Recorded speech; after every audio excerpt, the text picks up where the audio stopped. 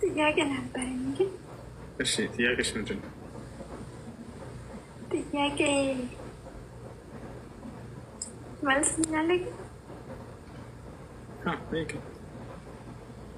ኦኬ እስቲ የኢየሱስ ክርስቶስ ኢየሱስ ጋር ነው እኔ ነቢይ ነኝ ያለው እሱ ንገረኝና ከዛ ይችላል።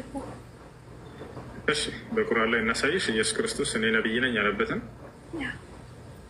እሺ አቡከር አንዴ ሱራ መርየም ላይ ቃለ ኢኒ አብዱላሂ አታኒ ልኪታብ ወጀዐለኒ ነቢያ የሚለውን አዳላት። አቡከር አለ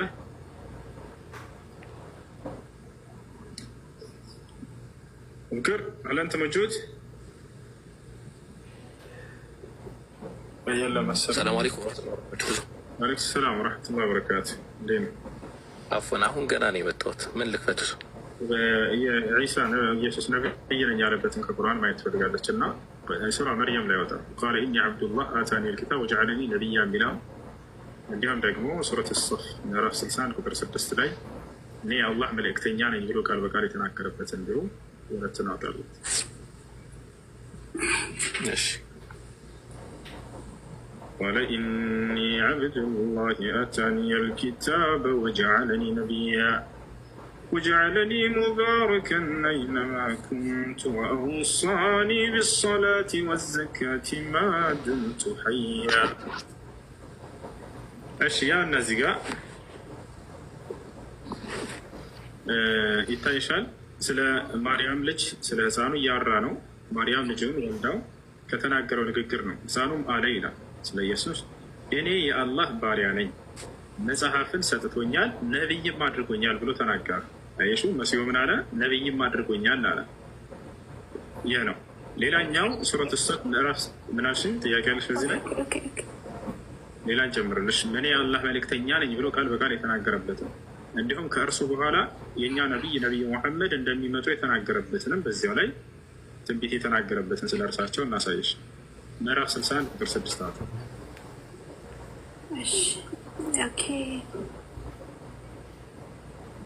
ኦኬ ከዚህ በፊት የነበረው እምነት የትኛው ነው? ክርስትና ነው ወይስ ሙስሊም?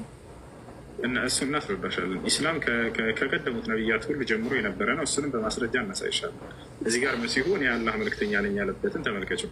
የመርየም ልጅም ዒሳ የእስራኤል ልጆች ሆይ እኔ ከተውራት ከበፊቴ ያለውን የማረጋግጥና ከእኔ በኋላ በሚመጣው መልእክተኛ ስሙ አሕመድ በሆነው የማበስር የሆንኩኝ የማበስር ሲሆን ወደ እናንተ የተላኩ የአላህ መልእክተኛ ነኝ ባለ ጊዜ አስታውስ ይላል። መሲሁ ወደ እናንተ የተላኩኝ የአላህ መልእክተኛ ነኝ ያላቸው የእስራኤል ልጆችን ማለት ነው። ከእኔ በኋላ ደግሞ የሚመጣ መልእክተኛ አለ፣ ስሙ አሕመድ ይባላል አለ። አሕመድ የነቢይ ሙሐመድ ሰለላሁ ዐለይሂ ወሰለም አንደኛው ስማቸው ነው። ሐዲስ ላይ ሲናገሩ ሊየ ኸምሰቱ አስማ አሉ፣ ለእኔ 5 ስሞች አሉኝ አሉ። እኔ ሙሐመድ ወአነ አሕመድ ወአነ ልማሒ ወአነ ልሓሽር ወአነ ልዓቂብ አሉ። እኔ ሙሐመድ ነኝ፣ እኔ አሕመድ ነኝ እያሉ ተናገሩ በስሞቻቸው መካከል እና ይህ ነው። ሌላኛ ጥያቄሽ እስልምና ነው ቀድሞ የመጣው ወይንስ ክርስትና የሚለው አሉ? እንግዲህ ኢስላም ከቀደሙት ነቢያቶች ሁሉ ጀምሮ እንደነበረ አሁንም ቃል በቃል እናሳይሻለን። እነ አብርሃም፣ እነ ያዕቁብ፣ እነ ዮሴፍ፣ እነ ኖህ ሁሉ ሙስሊሞች እንደነበሩ አሁን ቃል በቃል በላይ እናሳይሽ። አንድ አብርሃም እናወጣለን። አብርሃም ሙስሊም እንደነበረ ቃል በቃል የሚያሳያ ምዕራፍ 3 ቁጥር 7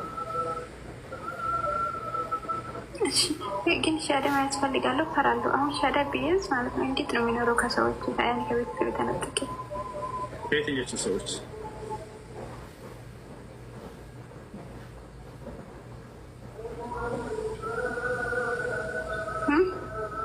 እሺ ያና አብርሃምን አንደኛ ሳይሽና ስለ ሻዳ እናወራለን።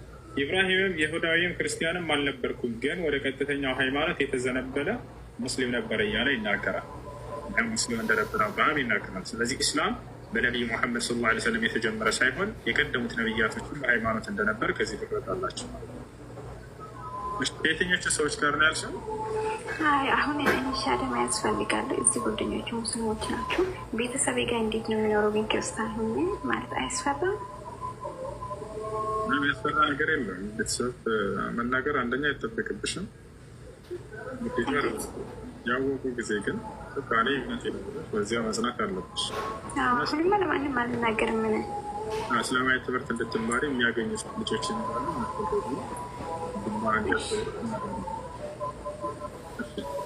ዝግጁ ነሽ? አሽሀዱ አላህ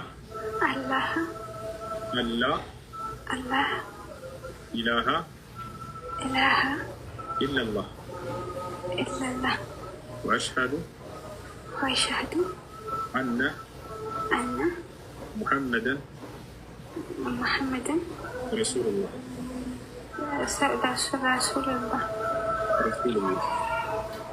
በቃ ቃል የሻሃዳ ቃል ይባላል። የምስክር ቃል ይባላል።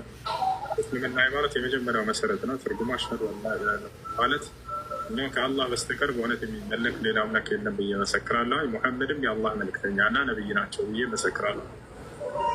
ይህ የመጀመሪያ እስልምና ሃይማኖትና መሰረት ነው። ከዚህ መቀጠል ደግሞ ሻርጎ ሱራት ትጀምሪያለሽ። ሱራት ሁለተኛ እስልምና ሃይማኖት መሰረትና ትእዛዝ ነው። ከዚህ መቀጠል ስለ ሃይማኖቶች ይበልጥ እንድትማሪ ልክ እንዲሁ ደግሞ የህይወታችን ፍጻሜ ድረስ እንድንኖር ታዘንበታል። ያን እየፈጸመ ማለት ነው። ሙስሊም ጓደኞች አለ ነው ያልሽው? ሙስሊም ጓደኞች አለ? አሎ፣ እነሱ እንዲያስተምሩሽ ጠይቂያቸው። እሺ፣ ሁለቱን አስተጋገር ያስተምሩ። እስቲ ምን አልከኝ? አልሰማሁህም። ኦኬ፣ ይቅርታ። እነሱ ስለ ሶላት አስተጋገር እንዲሁም አናግራቸው። ኦኬ ከታች ወንድማችን ማሜ ይሰማል? ማሜ ሰላም አለይኩም ሰላም ወረሕመቱላህ።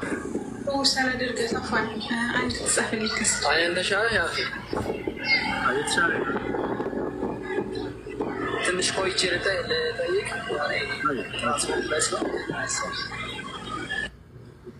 እሺ፣ አዛን እያለ ነው እዚህ። ልጆች ቀጥሉ እናንተ። ባረከላሁ ፊኩም። ስለዚህ ኢየሱስ ይሄ ቃል ለእኔ ስላልተጻፈ እኮ ነው። ለእኔ አይደለም የተጻፈው። አዳምጥ። ለአንተ ምን እንደተጻፈ አስረዳሃለሁ እዚሁ ላይ። እኔማ ንጉስና ጌታ ነው ብዬ አምኛለሁ እኮ እሱ። እኔ ንጉስ ነው ጌታ ነው ብዬ አምኛለሁ። አምላኬ ነው ብዬ አምኛለሁ። እሺ አዳምጥ፣ ተረጋጋ፣ ቀስ በለሽ። ቦታ ላይ ይህ ለማን ነው ብለሃል አንተ? ለእነዚያ ለአይሁድ ህዝብ ብቻ ነው ብለሃል። አየህ አይደለ? አሁን ደግሞ ሀሳቡን ቀየር። መጽሐፍ ቅዱስ ያስተምረናል እንጂ እንደሚታረም አይደለም ጥያቄው። አሁን እዚህ እረዷቸው ስለሚለው ነው። የሚታረዱት ምን አይነት አካል ናቸው ስንል ጊዜ ቅድም አንተ ምን አልክ? ይህ ለአይሁድ ነው የወረደዋል። አሁን ሁለተኛ ደግሞ ምን ሀሳብ ቀየርክ? እኔ ስላመንኩ በጌትነቱ ስለተቀበልኩኝ እኔ አይመለከትም ማለት አታምን ኖሮ ወይንም ኢትዮጵያ ላይ ሆኖ ከአይሁድ ውጭ ያለ ህዝብ ሌላ ዓለም ላይ ያለ የክርስቶስን ጌትነት ካልተቀበለ ይታረዳል አይታረድም? ወይንስ ለአይሁድ ብቻ ነው? ይሄ ሊነክስ ላልወደዱት እኔ ከልኬ መጥቻለሁ። እኔ ጌታ ነኝ ሲል ያልተቀበሉትን ነው እንጂ እኔን አይመለከተኝማ ይቃል። ስለዚህ ለአይሁድ ብቻ አይደለም ማለት ነው። አየህ አይደለ? ስለዚህ አሁን ወደ ተረጋጋ። ኢትዮጵያውያንን አይመለከትም ስላልክ ነው ቅድም። በኢትዮጵያ ላይ አሁን የክርስቶስን ጌትነት የማይቀበል ነፍ ህዝብ አለ የለም? መለስ በሚገባ አለ። በጣም ጥሩ። ስለዚህ ኢትዮጵያኖችንም ይመለከታል ማለት ነው። ይሄ ጥቅስ አይደለ? የጌታ ሰው ይህ ጥቅስ ኢትዮጵያኖችን አይመለከትም። በእርግጠኝነት የምነግርህ ኢትዮጵያ ላይ የማያምን ህዝብ አለ የለም? የክርስቶስን ጌትነት የማያምን ብዙ አለ። ነገር ግን ለኢትዮጵያኖች እንዲሁም ደግሞ ለአሕዛቦች የተጻፈ ጥቅስ ደግሞ አለ። አዳምጣ፣ እንዴ ተረጋጋ። ይህ ጥቅስ ባላምን ኖሮ በእኔ ላይ ይሰራል ብለህ ተናግራለህ አይደለ? ኢትዮጵያ ላይ የክርስቶስን ጌትነት የማይቀበላለ ወይ? አለ። ስለዚህ ያልተቀበሉት ይታረዱ የሚል ግንዛቤ እንዳለ አንተ ራስህ ነግረህናል፣ ከአይሁድ ውጭ ቢሆንም ማለት ነው። ስለዚህ ኢትዮጵያኖችን ይመለከታል ይሄ ጥቅስ ማለት ነው። ምክንያቱም በኢትዮጵያ ላይ የክርስቶስን ጌትነት ያልተቀበለ ነፍ ህዝብ አለና ማለት ነው። ስለዚህ ነው። ስለዚህ ኢየሱስ ክርስቶስ አንደኛ እዚህ ቦታ ላይ የምትረዱት ነገር ምንድን ነው? የእምነት ነፃነት የለም በክርስትና በዚህ ጥቅስ መሰረት። ምክንያቱም ኢየሱስ ክርስቶስ እኔ በላያቸው ላይ እንድነግስ ያልወደዱትን ጠላቶችን ወደዚህ በፊቴ አምጧቸው እረዷቸው ብሎ ተናግሯል። አየህ፣ ነፃነት የላቸውም። የግዴታ በእርሱ ጌትነት ማመን አለባቸው። ካልሆነ ይታረዳል። እረዶ ብሎ ቃል በቃል ኢየሱስ ክርስቶስ ተናግሯል። ሌላው ነገር እንዲሁ ዓለሙን ወዷልና እያሉ ይሸውራቸዋል። እንዲሁ ዓለሙን ወዷልና ስለዚህ ጠላቶችንም ይወዳል ይሏቸዋል።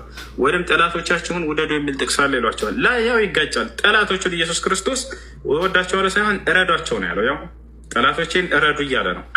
ኖ ወደ ገዛ ወገኖቹ መጣ፣ የገዛ ወገኖቹም አልተቀበሉትም ነው የሚለው። ይህ ወደ ገዛ ወገኖቹ መጣ፣ እሱ የዳዊት ልጅ ነው፣ ሊነግስ መጣ፣ ነገር ግን አልተቀበሉትም። አይሁድና ኢትዮጵያዊ አንድ አይደለም፣ ሰው ሆንን እንጂ ርቼ ቢያንስ ልጨርሳሽ ችን ብቻ አንድ ደቂቃ። ኢየሱስ ክርስቶስ ማለት የዳዊት ልጅ ነው ማለት በብሉይ ኪዳን ከዳዊት ከአንተ ዘር እንደዚህ ንጉስ ይመጣል እና ሙሴ ምን አላ እኔን ከዚህ በኋላ አንድ ነቢይ እኔን የሚያክል አንድ ነቢይ ይመጣል፣ የእሱን ድምፅ የእሱን ቃል የማይሰማ ይጠፋል ይላል። የእሱን ቃል ያልሰማ ህዝብ ይጠፋል ተብሎ በመጽሐፍ ቅዱስ በብሉይ ኪዳን ሙሴ በትንቢት ተናግሮናል። ስለዚህ ኢየሱስ ክርስቶስ በትንቢቱ መሰረት ወደ እስራኤል ወደ ህዝቡ ወደ ወገኑ ተነግሮለት ወደ ነበረው ህዝብ ምን አለ? ወደ ኪዳን ህዝብ ወደ ነበረው ወደ እስራኤል ህዝብ ምን አለ? መጣ። ነገር ግን ምን አላሉትም? እኔ ከአብርሃም በፊት ነኝ ሲላችሁ አንተ የ50 ዓመት እንኳን ያልሞላ ሰው እንዴት ትሳደባለህ አባታችንን ብሎ በድንጋይ ሊወግሩት ተነሱ። እሱ ከማርያም ከድንግል ልጨርስ አንድ ደቂቃ አለፍ እኮ አዳምጣልኝ። በተናገርከው ነገር ላይ ከመጀመሪያ ጀምረ እየተሳሳትክ ስለሆነ ነው ቀነስም ያለ ልበላትና አንደኛ ታርማለህ። እኔ እኮ አላቋርጥህም አይደል? ታርመኛለህ እና ወደ ገዛ ወገኖቹ ግን ምን ማለት በትንቢቱ መሰረት መጣ። የገዛ ወገኖቹ ምን አላሉትም? አሳደዱት፣ ወገሩት፣ ገደሉት። እንዲነግስም ምን አላሉ? አልፈቀዱለትም። ስለዚህ ኢትዮጵያዊ አያገባውም። ኢትዮጵያዊ እኮ ከኪዳን የራቀ ጣዖት የሚያመልክ ከእግዚአብሔር የተለየ ህዝብ ነው። እነሱ ግን የእስራኤል ህዝብ ነው። ስለ እስራኤል ህዝብ ነው ለነግስ ያልፈቀዱትን ይሄ መስዋዕትነት ምን በርባን እንዲሰቅላቸው ጲላጦስ እንዲሰቅሉት በርባን ይፈታ። ጲላጦስ ወደ ጲላጦስ ኢየሱስን ስቀለው፣ እሱን ስቀለው፣ በርባን ግን ይፈታ ብለው ይጮህ ነበር። ኃጢአቱም በእኛና በልጆቻችን ይሁን ብለው እስከ መናገር ቃል እስከ መግባት ድረስ ለጲላጦስ መልእክት ሲያስተላልፉ ነበር። እነማን? አይሁዶች፣ የእስራኤል ህዝቦች። ስለዚህ ያ ቃል ምን አለ? እነሱን ይጣበቃቸው፣ ይይዛቸዋል። ስለዚህ ያ ቅጣት ምን ይገባቸዋል። ለአሕዛብ ደግሞ ለእኛ ደግሞ ኢየሱስ ክርስቶስን ባለማመን የምናገኘው ቅጣት አለ። ምክንያቱም ኢየሱስ ክርስቶስን ባለማመን የምታገኘው ቅጣት አለ፣ የምታገኘው ህይወት አለ። የምታገኘው ቅጣት ምንድን ነው? ለሰይጣን ወደ ተዘጋጀ የእሳት ባህር ቀጥ ብለህ ትገባለህ። ምክንያቱም መንግስተ ሰማያት ኢየሱስ ክርስቶስ የሌለው ሰው ቦታ የለውም ማለት ነው። ስለዚህ አሁን እንድታርመኝ ው ጊዜ ይሰጣሉ። ኦሪት ዘዳግም ምዕራፍ 23 ቁጥር 1 ይህን በመንፈስ ቅዱስ መሪት እንደምንም ብለህ ፍታልን። ይህን ጥቅስ የሚፈታ ዲያቆን እስከዛሬ ታጥቷል። በቃ ዓለም ላይ ምን ትላለች እቺ ቃል? አንብባት ቁጥር 1 እሺ፣ በጣም አመሰግናለሁ። ይህን ቃል የሆነ ቦታ አይቼው እንዴት ይህን ለመፍታት እንዲቀበላቸው ወዲያውን ተወና አንብበውና ከዚያ ውሃ ትፈታልናል። ምንድን ነው? እሺ፣ አመሰግናለሁ። እሱ ቁላው የተቀጠቀጠ ብልቱም የተቆረጠ ወደ እግዚአብሔር ጉባኤ አይግባ። በጣም ጥሩ። ይህ ማለት ህግ ነው።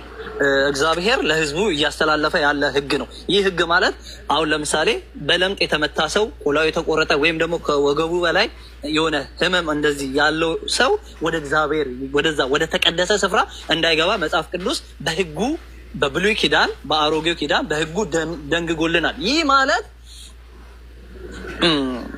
ወደ ቤተ መቅደስ እንዲገቡ የተፈቀደላቸው ሰዎች አሉ። እነዛ ሰዎች ለምንድን ነው ያልተፈቀደላቸው? መጀመሪያ ሁኑ በእግዚአብሔር ዘንድ ችግር ስላለባቸው ነው። ምክንያቱም ኢየሱስ ክርስቶስ ይህ አንዱ ከእናቱ ማፀን ጀምሮ አንድ ሽባ ነበረና ይህ ሽባ በእናቱ ኃጢአት ነው ወይስ በአባቱ ኃጢአት ነው እንደዚህ ሆኖ ብለው ጠይቆት ነበር። እሱ ግን እንዲህ አለ፣ ይሄ የእናቱም የአባቱም ኃጢአት አይደለም፣ የእግዚአብሔር ክብር እንዲገለጥ ነው ብሎ የሚልበትን መጽሐፍ እንመለከታለን። ስለዚህ ያ ማለት አሁን የተናገረው ክፍል እግዚአብሔር ህግ አወጣ። ወደ መቅደስ ወደ ቤተ መቅደስ የሚገቡ ሰዎች እንደዚህ ያሉት ሰዎች ናቸው። ቤተ መቅደስ ደግሞ የሚያገለግሉ የካህን የሌዋዊ ዘር የሆነ ነው። አንዴ ይኸውልህ፣ እባክህ ተረጋጋ። እሺ፣ ዳሽ የተቀጠቀጠ ይላል። የሰው ልጅ በዓለማችን ታሪክ እንትኑ ይቀጠቀጣል። የት ዓለም ነው ይሄ ነገር የተከሰተው? ሲጀምር እስኪ የሰው ልጅ ይሄ ሲቀጠቀጥ አይተህ ታውቃለህ? ይሄ ቁጥር 1 ላይ ያለው ማለት በየትኛው ታሪክ ነው? እንደሚቀጠቀጠው በእስኪ ያብራራለን እስኪ ይህን ነገር። በጣም አመሰግናለሁ። ምክንያቱም ኢትዮጵያ ላይ አልደረሰም ወይም ደግሞ እናንተ አላየንም ማለት እዚህ ምድር ላይ አልተፈጠረም የለም ማለት አንችልም። እሺ የተፈጠረበት ይህን ነገር የሚካሄድበት አንድ በለው በታሪክ የትኛው ሀገር ላይ እንደሆነ አስታውስ። በእግዚአብሔር ቁጣ ይሄ ነገር ሊፈጠር ይችላል። በሰይጣን አሰራርም ሰይጣን ስልጣን እንዳለው እናውቃለን። በራሱ ስልጣን ስላለው ይህንን ነገር ሊያመጣ ይችላል። ውሸት ነው። ማስረጃ በአንተ ዝም ብለህ በግምት እኮ ነው እያወራን ያለው። ይሄ ነገር በግምት ሳይሆን በእግዚአብሔር ቁጣ ሊመጣ ይችላል። እንዲሁም ደግሞ ለከይር ነው ትሉ የለ እናንተ አሁን የሆነ ነገር ይሄ ነገር ለከይር ነው ትላለች። እንዲህ አይነት ነገር ሊፈጠር ይችላል። በሰይጣንም በኩል ደግሞ ሰይጣን ስልጣን ስላለው ይህንን ነገር ሊያደርግ ይችላል። ሰው ግን ይህንን መረዳት አይከብደንም። ለከይር ነው ብለህ መፍታት ጀመርኩ። አንድ ለከይር አይደለም፣ አንድ ለሸር ነው የዛሬው። ሌላ ተባለ አይደለም። ማህናት ደግሞ እንዳደነግጥ። እሺ ለማንኛውም ሞዴሉ ካህን አሁን እዚህ ጋር ምን ረሳው ይመስል፣ አሁን ለምሳሌ ወደ ቤተ መቅደስ እንኳን ኖርማል ዝም ብሎ አይሁድ እንኳን ገብቶ ማስቀደስ ወይም ደግሞ መስዋዕት ማቅረብ አይችልም። ከአይሁድም ደግሞ የተለየ ነገድ አለ፣ ሌዋዊ የሚባል ነገድ። ከዛ ራሱ ነገድ ራሱ ተለይቶ የሌዋዊ ነገር ነው እዛ ጋር ሰርቪስ አገልግሎት የሚያገለግለው እንጂ ማንኛውም ሰው ተነስቶ ቤተ መቅደስ ገብቶ አያገለግልም። ይህንንም እንድትረዳ ፈልጋለሁ። እሺ በጣም ጥሩ። የመጀመሪያው ካህን ማን ነበር በመጽሐፍ ቅዱስ ታሪክ? የመጀመሪያው ካህን ማን ነበር? እንትና ማን ነው? ኤሊ መሰለኝ። እሺ አሮን ካህን ነው አይደለ? አሮን ኤሊ። እሺ አሮን ካህን ነበር አይደለ? የሙሴ ወንድም። ያ ቁጥር 2 ላይ የአሁን መጽሐፍ ቅዱስ ኦሪት ዘዳግም ምዕራፍ 23 ቁጥር 2 ላይ ዲቃላ ወደ እግዚአብሔር ጉባኤ እንዳይገባ ይላል። የዲቃላ ልጆች እስከ 10 ትውልድ ድረስ ወደ እግዚአብሔር ጉባኤ እንዳይገቡ ይላል አይደለ ቃሉ? በትክክል። ዲቃላ ማለት ነው ማለት ነው ትርጉሙ። ዲቃላ ማለት እግዚአብሔር ካልፈቀደው በዝሙት የተወለደ ልጅ ማለት ነው። በጣም ጥሩ። እንደ ክርስትና ያጎትን ልጅ ማግባት ዝሙት ነው አይደለ? ኃጢአት ነው። ያጎትን ልጅ ዝሙት ነው አይደለ? እየተጻፈውን ካመጣልኝ ዝሙት ነው እላለሁ። የተጻፈ ከሌለ ግን ምንም መመለስ አልችልም። ያጎትን ልጅ ማግባት ይቻላል አይቻልም?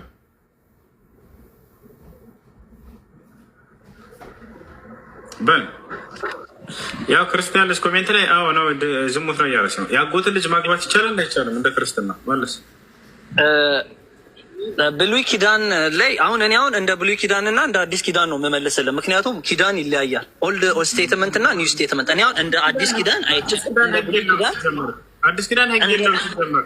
ብዙ ጊዜ ብሉይ ኪዳን ላይ በአንድ የተረጋጋ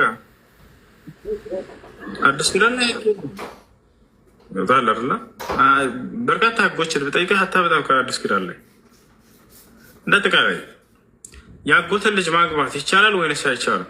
ያጎትን ልጅ ማግባት እሺ ብይኑ ምንድን ነው? ያጎት ልጅ እና ያጎት ልጅ ተጋብተው ቢወለድ ያ ልጅ ባጭሩ የዲቃላ ልጅ ነው ወይንስ አይደለም? ስለዚህ ነገር እኔ መመለስ አልችልም። ምክንያቱም አሁን እኔን አይወክለኝም። ምክንያቱም እኔ አዲስ ኪዳን ላይ ሆኜ ስለ ብሉይ ኪዳን ማውራት አልችልም። ምክንያቱም ብሉይ ኪዳን ስለ አዲስ ኪዳን አይደለም የጠየኩህ። በቃ እንደው እንደ ጥቅሉ ያጎትና ያጎት ልጆች ተጋብተው ቢወለዱ ያ ልጅ ህጋዊ ልጅ ነው ወይንስ ዲቃላ ልጅ ነው? የአጎት ልጅ ማለት አሁን ባለንበት ዘመን ትክክል ነው። በመጀመሪያው ዘመን አላልኩም። የአጎትን ልጅ ማግባት በየትኛውም ጊዜ የአጎትና የአጎት ልጆች ተጋብተው ቢወለዱ ያ ልጅ ቢወለድ የዲቃላ ልጅ ነው ወይንስ ህጋዊ ልጅ ነው? ህጋዊ ልጅ ነው። የዲቃላ ልጅ አይደለም። ስለዚህ የአጎት ልጅ ማግባት ችግር የለውም ማለት ነው። ማለት አሁን ለምሳሌ እኔ ዲቃላን እንዴት እረዳዋለሁ? አሁን ለምሳሌ አብርሃም ሳራ ልጅ አልወልድለትም ሲል ወደ አጋር ሄደ። ያ ልጅ ደግሞ ዲቃላ ነው። ስለ አብርሃም ስለ አከሌ ብዬ አልጠየቅኩህም። ስለዚህ የአጎትና የአጎት ልጆች አንድ ልጅ ቢወልዱ ያ ልጅ ህጋዊ ልጅ ነው ከተባለ ስለዚህ ጋብቻቸው ህጋዊ ነበር ማለት ነው። ጋብቻቸው ህጋዊ ከሆነ ህጋዊ ነው። በጣም ጥሩ። ስለዚህ እንደ ክርስትና ያጎት ልጅ ማግባት ችግር የለም ማለት ነው። ምክንያቱም እያወራን ያለ ነው ስለ አሁኑ ከሆነ ኖ እንደዚህ አይቻልም። ነገር ግን በብሉይ ኪዳን ስለ አሁኑ ስለመጀመሪያው ስለመጨረሻው አላልኩም። ያጎትና ያጎት ልጆች ተገናኝተው ልጅን ቢወልዱ ያ ልጅ ዲቃላ ነው ወይንስ አይደለም? ስለ ዲቃላ አይደለም ህጋዊ ልጅ ነው አልክ። ስለዚህ ከህጋዊ እናትና አባት የተገኘ ልጅ ነው ማለት ነው ያለች። ያ ደግሞ ህጋዊ ከሆነ ልጁ ትዳራቸው ህጋዊ ነበር ማለት ነው። አይ ልጁ ዲቃላ ነው ካልክ ትዳራቸው የዝሙት ህይወት ነበር ማለት ነው፣ ህጋዊ አልነበረም። ገብቶሃል አይደለ? ስለዚህ ያጎት ልጅን ማነው ያጎትና ያጎት ልጆች የሚወልዱት ልጅ ህጋዊ ነው ስላልክ ያ ትዳራቸው ህጋዊ ነው እያልክ ነው። እንደ ክርስትና ያጎት ልጅን ማግባት ችግር የለውም ማለት ነው። አሁን እኮ ያልተረዳው እኮ ሁለት መጽሐፍ አለን እኛ አሁን የምንጠቀመው የምንኖርበት አዲስ ኪዳን ነው፣ ለትምህርታችን የምንማርበት እግዚአብሔርን ደግሞ የምናይበት። ስለ መጽሐፍ አላነሳ ስለ መጽሐፍ ካላነሳ አሁን ላይ ያጎትን ልጅ ማግባት እኔ ትክክል ነው ብዬ አላስብም። በፊት ይቻል ነበር ያጎትን ልጅ ማግባት። ምክንያቱም ቁርአን ላይም መጽሐፍ ቅዱስ ላይም አሁን ለምሳሌ ቁርአን አልጠየኩም። የመጀመሪያ መጽሐፍ ላይ በብሉይ ኪዳን ላይ ልበላሽ በግልጽ ቋንቋ በብሉይ ኪዳን ላይ እግዚአብሔር ያጎትን ልጅ ማግባት ፈቅዶ ነበር ወይንስ አልፈቀደም? ፈቅዶ ሳይሆን በአዳምና በሔዋን ጊዜ የነበረውን ታሪክ የምናውቀው ነው። አዲስ ነገር የለም። በአዳምና በሔዋን አይደለም እንደፈቀደ ባሳየስ እግዚአብሔር ያጎት ልጆችን አግቡ ብሎ አዟል። እንዳውም ትእዛዝ ምን ትላለህ? ና አሳየኝና እሱ ላይ ደግሞ እንወያይበት። ልትፈለሰፍ ነው አሁንም ይበቃል። እንዳለ የምናሳያቸውን ጥቅሶች ወላሂ በአላህ ስምላላህ አያውቋቸውም። እንደ አዲስ ነው የምናሳያቸው። ከዛ በዚያ ላይ እንደ አዲስ ይፈላሰፋሉ። እስኪ ከላይ አንብበው፣ እስኪ ከታች አንብበው፣ እስኪ እንደዚህ አድርገው። አሀ ያጎት ልጅን ማግባት በፍጹም አላዘዘም እግዚአብሔር ካለ በኋላ ልክ ላሳየው ስር አውጣውና እንወያይበት ይላል። ሊያደርቅ ማለት ነው። ልክ እንደ እስካሁን እንደለመደ ያጎት ልጅን አግቡ ብሏል እግዚአብሔር። ትእዛዝ ነው ያዘዘው። እንደው አግቡ ያጎት ልጆችን ብሎ ያን ህግ በሙሴ በኩል ተቀብሎ ሙሴ በዘመኑ የነበሩ ሰዎች ያጎትና ያጎት ልጆች እንዲጋቡ አድርጓል። ተጋብተዋል። ያን ህግ መሰረት አድርገው ማለት ነው። ቦታቸው ያ እኛ ጋር የመጡና ያጎት ልጅ ማግባት ዝሙት ነው እንዴት ብላቸው ያጎት ልጅን አግቡ ይባላል? ቱ ወንድምና እህት እኮ ናቸው ይላሉ። ለመሳፋቸውን ካለማወቅ ነው። አግቡ ብሏል። ያጎት ልጆች በደንብ አድርገው ይጋባሉ። እና ይሄን ይመስላል።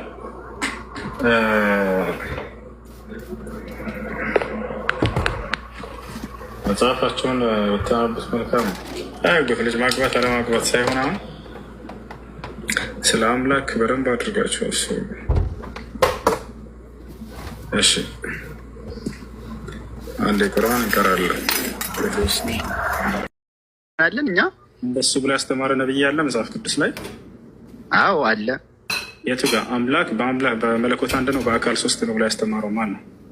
እሺ ጌታችን ኢየሱስ ክርስቶስ በማቴዎስ ወንጌል ምዕራፍ 28 ከቁጥር 18 ላይ እንደዚህ ይላል። 19 ላይ ሂዱና አሕዛብ ሁሉ በአብ በወልድ በመንፈስ ቅዱስ ስም እያጠመቃችሁ ደቀ መዛሙርቴ አድርጓቸው። ምን አለ እዚህ ጋር? በአብ በወልድ በመንፈስ ቅዱስ ስም እያጠመቃችኋቸው ደቀ መዛሙርቴ አድርጓቸው ብሎ እስከ ዓለም ፍጻሜ ድረስ ሁልጊዜ ከእናንተ ጋር ነኝ ይላል። ይሄ ምንድን ነው የሚያመለክተው? ይሄ ስለ አንድ አምላክነቱ ማለት ነው። አንድ አምላክ የሚል ቃል የለም። እሱ በሚያሳዝን ሁኔታ እየተናገረ እኮ ነው። የለ አንድ አምላክ የሚል ቃል የለም። እሱ ጋር እናወጣለህና እናንብበው ከፈለክ። እሺ ይቻላል። አውጣውና እንዳታደክመን። አንድ አምላክ የሚል ቃል አለ እዚያ ላይ እናውጣ። በአብ በወልድ በመንፈስ ቅዱስ ስም አለ እያጠመቃችኋቸው። አንድ አምላክ የሚል ቃል አለ። አሁን አንድ አምላክ ቀጥታ እንዲል የፈለግከው? አንድ አምላክ እንዲል ቀጥታ ነው የፈለግከው? አዎ አንተ የተናገርከውን ነው እየፈለግኩኝ ያለሁት። መጀመሪያ ስንገባ ምን አልከን? አምላክ በመለኮት አንድ ነው በአካል ሶስት ነው የሚል ትምህርት አለ አልከኝ። ስለዚህ የተናገርከውን ማግኘት ፈልጋለሁኝ። ስንፈልግ ጊዜ የለም ያን ማለት አይጠበቅበትም ወደሚል መሄድ አትችልም። መጀመሪያ አንተ ይሄ ነገር አለ መጽሐፍ ቅዱስ ላይ ብለህ የተናገርከው። ስለዚህ አምላክ በመለኮት አንድ ነው በአካል ሶስት ነው የሚል መጽሐፍ ቅዱስ ላይ ከኦሪት ዘፍጥረት እስከ ራዕይ ድረስ የለም። እሺ አዳምጠኝ። እሺ ልናገር። በአብ በወልድ በመንፈስ ቅዱስ ስም እያጠመቃችኋቸው ሲል ምን ማለቱ ነው? ምን ማለት ነው ወደሚለው እንመጣለን። ግን የተናገርከው ንግግር እዚህ ጋር ሳየን አንድ አምላክ የሚላለው ጥቅሱ ላይ አንተ የፈለግከው አንድ አምላክ የሚለውን ነው የፈለግከው። የተናገርከውን ነው እየጠየቅኩኝ ያለሁት። እኔ አልፈልግም። አንተ ግን የተናገርከውን ማስረጃ እየጠየቅኩህ ነው። አንተ ምን ማስረጃ እኮ አቀረብኩልህ። ጌታችን ኢየሱስ ክርስቶስ ሂዱና አለ በእኔ ወይም አለ በአባቴ አይደለም ያለው፣ በእኔ ወይም በአባቴ አይደለም ያለው። አንድ አምላክ የሚል ቃል እሱ ላይ የለም። እናውጣው እኮ ችግር የለም። ማውጣት ይቻላል። አውጣው፣ ማውጣት ይቻላል። አንድ አምላክ የሚለውን ቃል እዚህ ሀገር ሊያሳየን ስለሆነ አውጣ። አንተ መክፈት ትችላለህ ራስህ። ኦዚያን አልችልም። አይ አንድ ነው ስልኬ አንድ ስለሆነ በእንትን አቡከር ክፈትለትና አንድ አምላክ የሚለውን ቃል እዚህ ሀገር ያሳየን።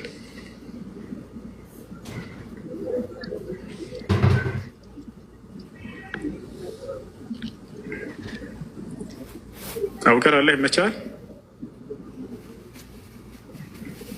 አቡከር ቆይ አንዴ አቡከር አለ።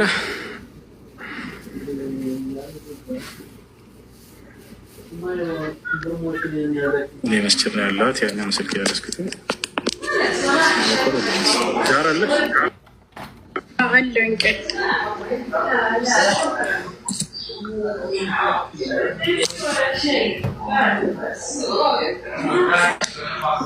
ያን አሁን እዚህ ጋር ወይም ወሬ ማብዛት አያስፈልግም። አንድ አምላክ የሚሆን ማንን ልክፈትላችሁ?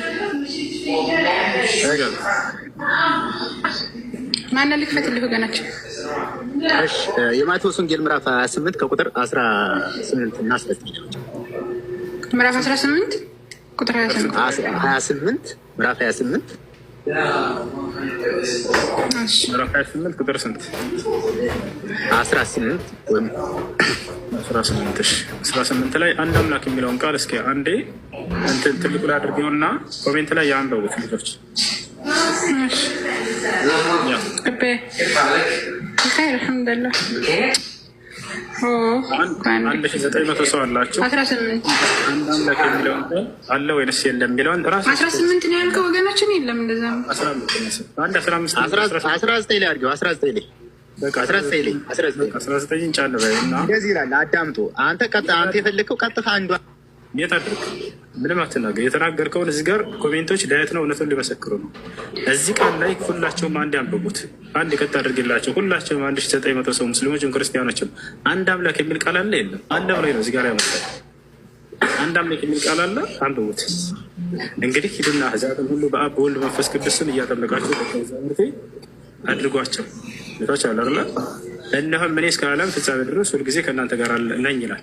አንድ አምላክ የሚል ቃል አለ። ለምን መጽሐፋቸው ላይ ተዋሻላችሁ? አንድ አምላክ የሚል ቃል አዳምጠኝ ነግሬሃለሁ እኮ አንድ አምላክ የሚል ቃል እኔ ቆይ ላብራራው። አንዴ አዳምጠኝ። አታብራራም።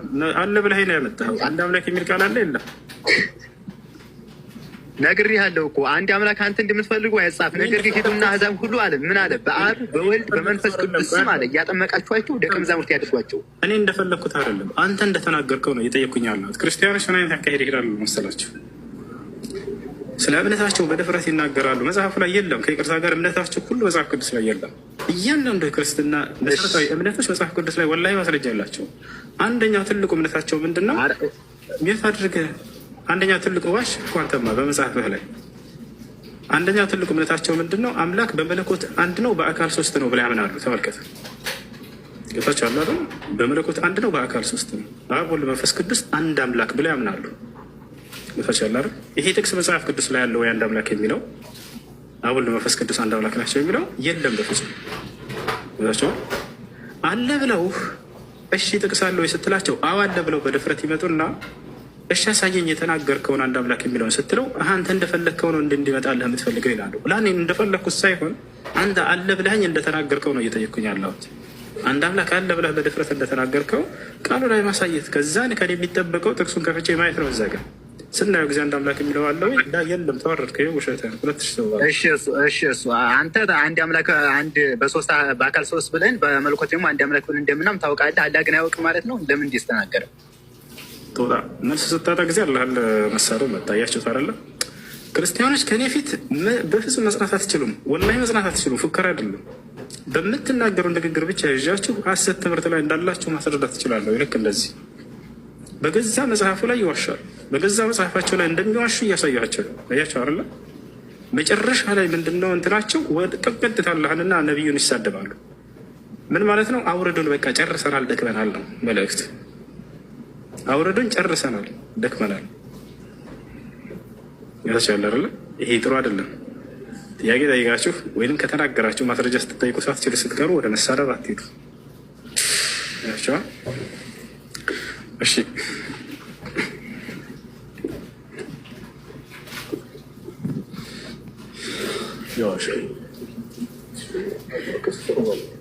والله ترى النظام مكسر. اقسم بالله موجود حتى عندما اؤذن ويصح القطاع من الصوت قبل اسبوع في الاذان